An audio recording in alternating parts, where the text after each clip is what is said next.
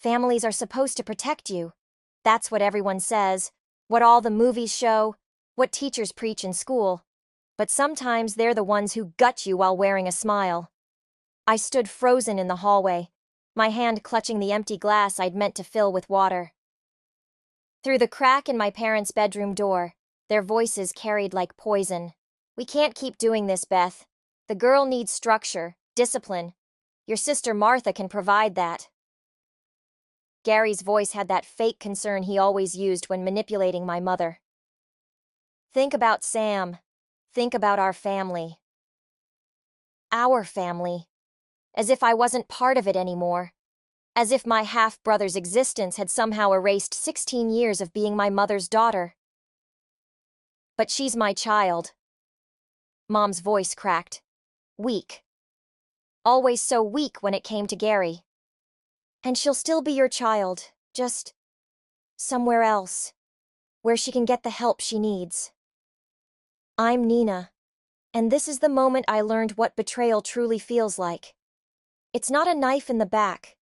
It's more like watching someone you love slowly unravel your entire existence, thread by thread, while pretending it's for your own good. "Martha's already agreed to take her?" Mom asked, her voice small. "Called her this morning. She thinks it's the best solution." The glass slipped from my fingers, shattering against the hardwood floor. The sound was deafening in the sudden silence that followed. "Nina?" Mom called out. "Honey?" I didn't answer. Instead, I walked into their room, glass crunching under my feet. Gary sat on their bed, one arm around Mom's shoulders. The picture of concerned parenthood. I wanted to vomit. "How long have you been planning this?" My voice came out steady, surprising even me. "Sweetheart, we were going to discuss this with you." Mom started, but Gary cut her off. "Nina, your behavior lately has been concerning. The attitude, the declining grades." "My grades dropped because you made us move 3 times in 2 years," I said, my hands clenching into fists. "Because every time I start to make friends, we have to leave for another amazing opportunity that somehow never works out." "That's exactly the kind of disrespect we're talking about," Gary said, standing up. "Your mother and I. You're not my father." The words came out like ice. "You're just the man who convinced my mother that her firstborn is disposable." Mom started crying then. Of course she did. She always cried when things got hard, when she had to make actual decisions. "Nina, please try to understand."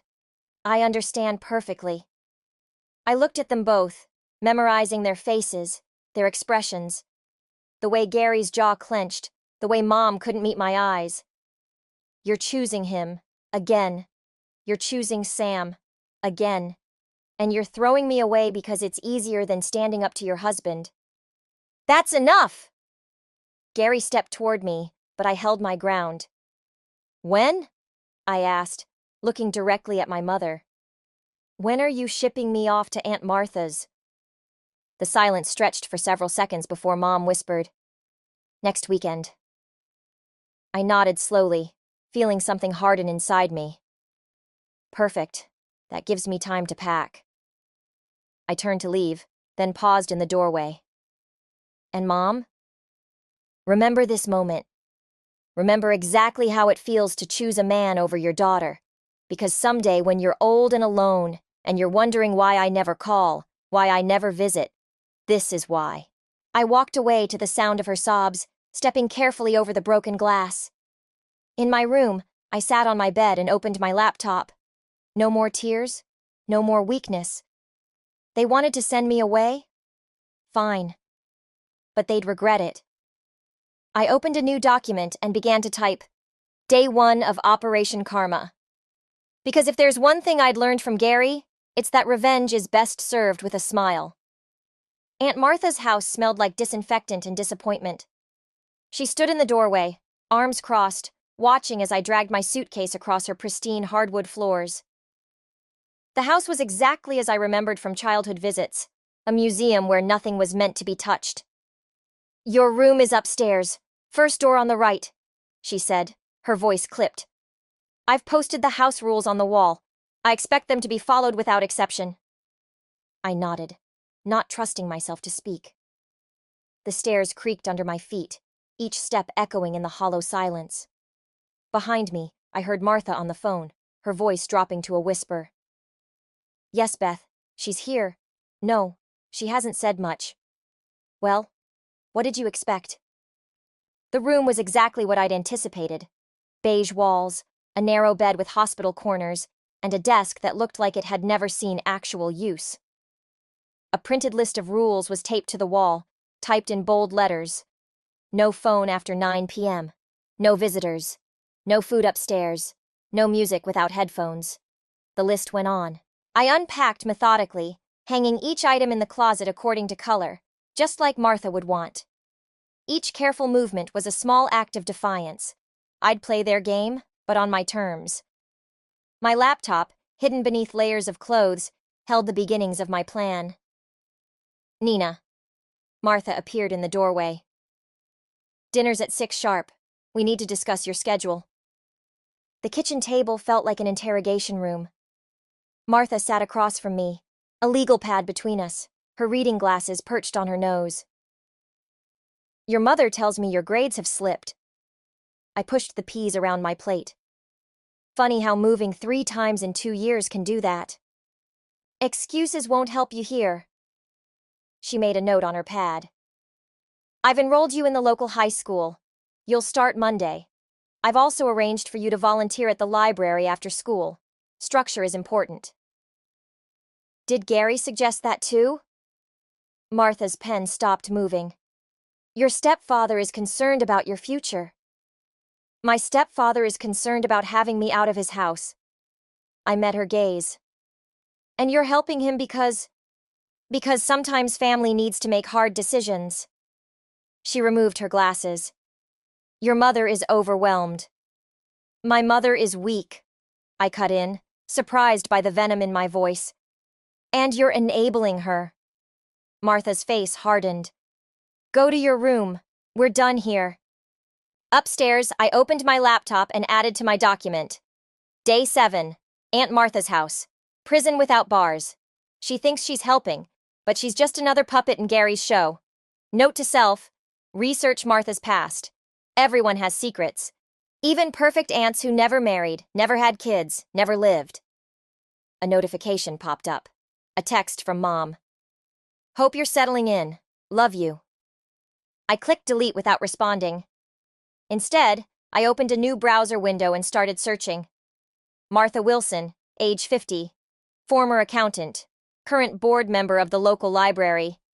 No social media presence except LinkedIn. But everyone left traces, and I had nothing but time. A soft knock interrupted my research. Martha stood in the doorway, holding a mug. Tea, she said, placing it on my desk. Your mother used to drink this when she was upset. For a moment, something almost like kindness crossed her face. Then she noticed my laptop screen. What are you doing? I switched tabs smoothly. School research, getting ahead. She nodded, but her eyes narrowed slightly. Remember, internet off at 9. After she left, I sipped the tea. Chamomile, like Mom used to make.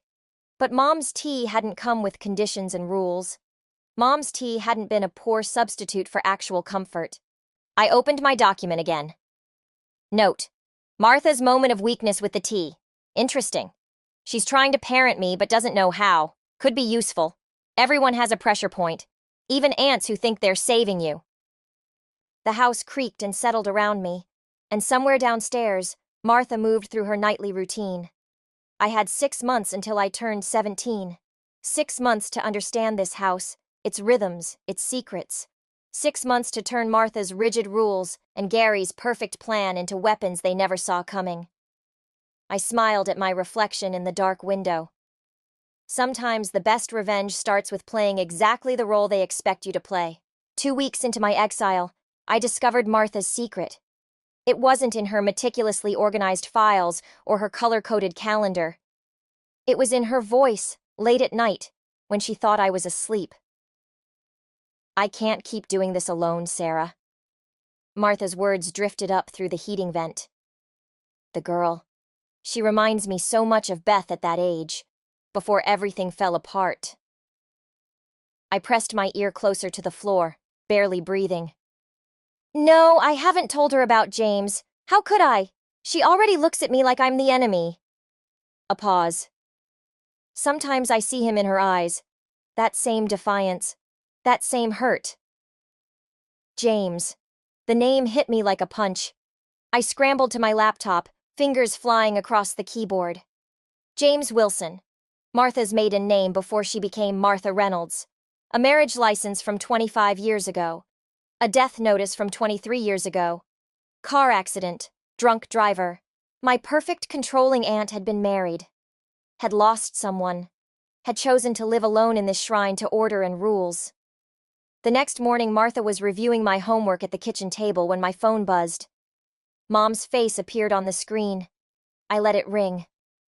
You should answer it, Martha said, not looking up from my algebra. Like she answered when I called last week?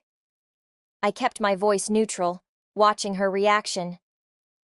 Martha's red pen paused mid-correction. Your mother is trying. No, she's hiding. There's a difference. I stood up, deliberately pushing my chair back too hard. Just like you're hiding in this museum you call a house.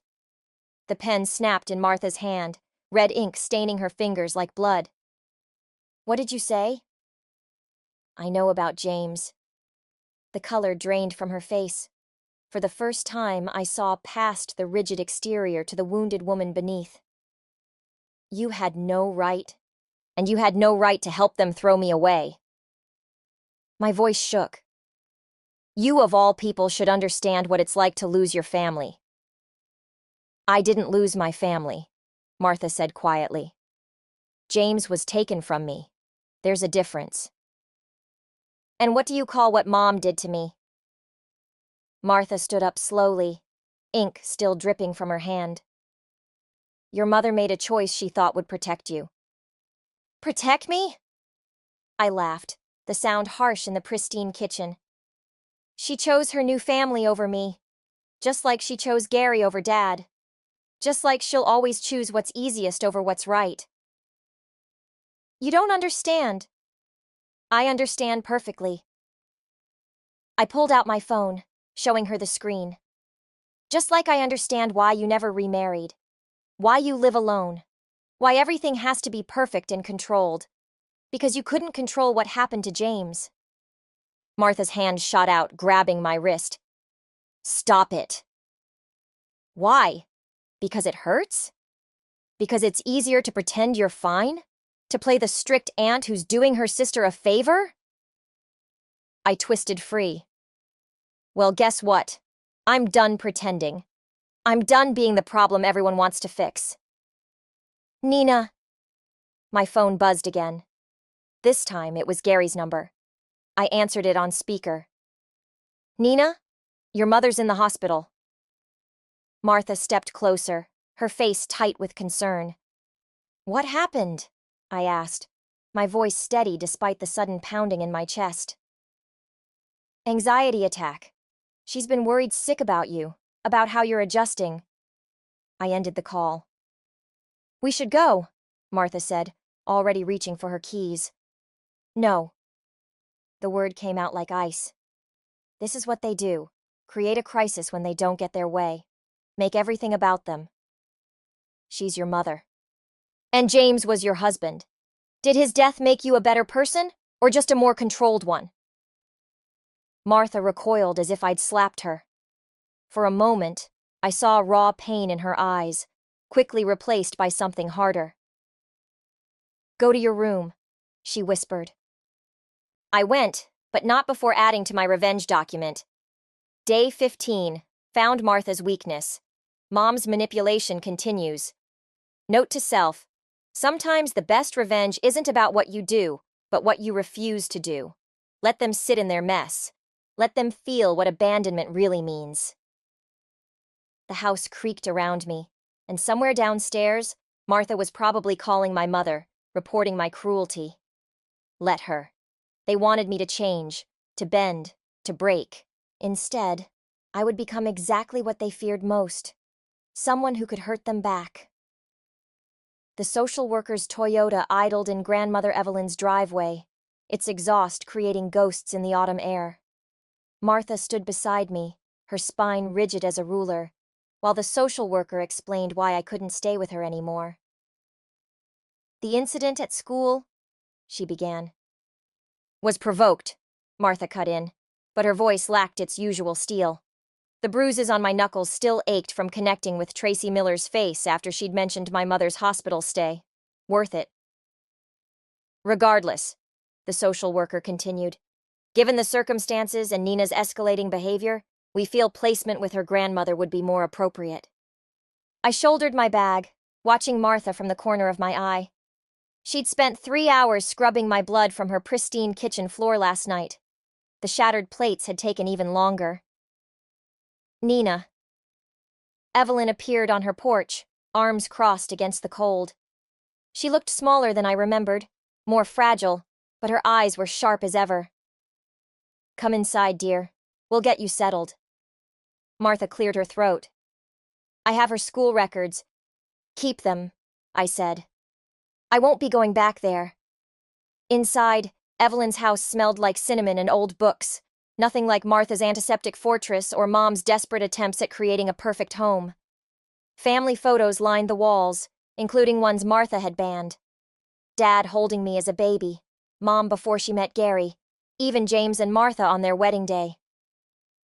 "Your mother called," Evelyn said, closing the door. "She's being released tomorrow." "Good for her." "Nina." Evelyn's voice carried a warning. "Hate is a heavy thing to carry. So is betrayal." I moved toward the stairs, then stopped. "Why did you agree to take me?" "Because sometimes the people who hurt us the most are the ones who need our forgiveness the least." I turned, finding her watching me with those knowing eyes. "What does that mean?" "It means I knew your mother would choose Gary over you, just like she chose him over your father. And I knew Martha would try to fix you with rules and structure, just like she tried to fix herself after James died." Evelyn smiled sadly. "Some patterns repeat unless someone breaks them." My laptop weighed heavy in my bag, filled with weeks of documented grievances and plans for revenge. "And you think you can break this one?" "No, dear. I think you will." That night, I sat at the antique desk in my new room, staring at my revenge document. Outside, an owl called into the darkness, and somewhere in the house, Evelyn moved through her evening routine, her footsteps familiar yet strange. My phone buzzed. A text from Mom. "I'm sorry for everything. Please call me." Then another. "Gary and I have been talking. Maybe you could come home for Christmas?" A third. "Sam misses his big sister." I opened my document and began typing. Day 45. They think they can fix this with texts and holidays. They don't understand that some breaks can't be mended. But maybe... I paused, fingers hovering over the keys. Maybe revenge isn't about destroying them. Maybe it's about becoming someone they can't destroy. A soft knock interrupted my thoughts. Evelyn stood in the doorway, holding 2 mugs of hot chocolate.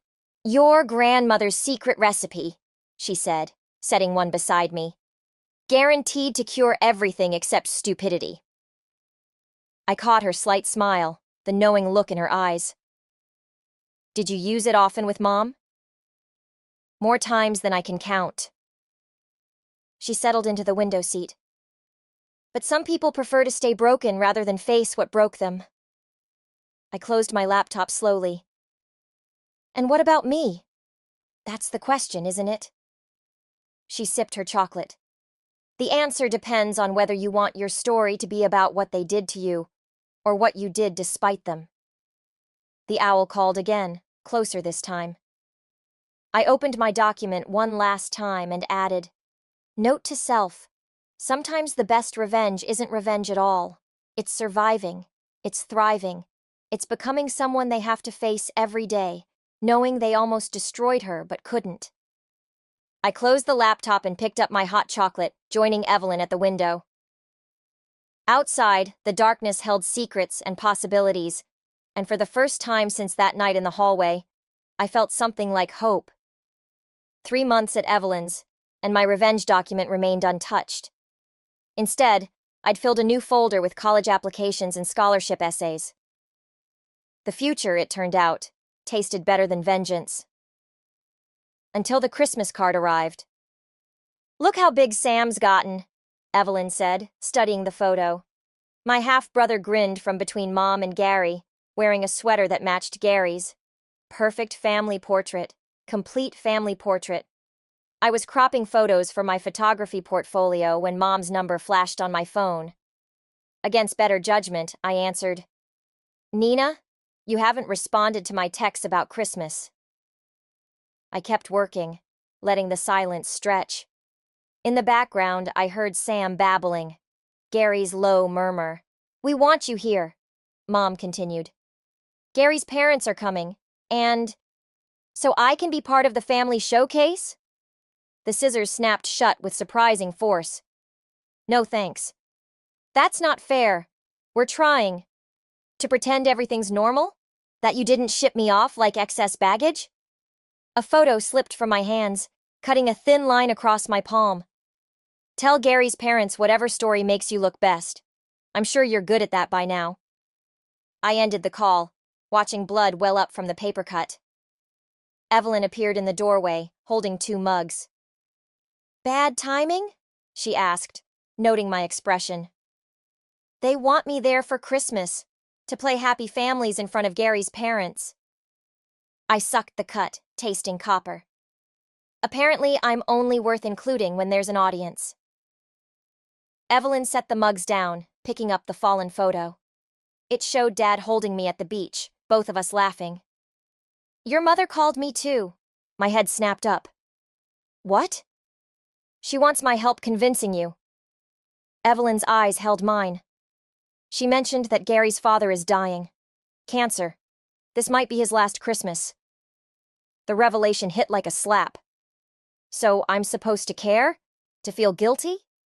"No. You're supposed to choose who you want to be in this story." I grabbed my laptop, opening the revenge document for the first time in months. I know exactly who I am, the disposable daughter they only want when it's convenient. "Is that true?"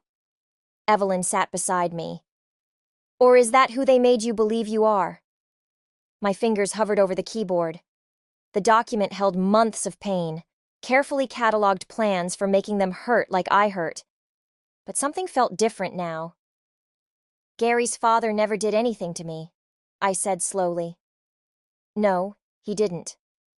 And Sam, he's just a kid." "Yes, he is." I closed the laptop. "But if I go, they win. They get their perfect family picture." "Do they?" Evelyn picked up one of my college applications. "The daughter they couldn't break? Who's applying to top schools across the country? Who's planning a future they can't control?" She smiled.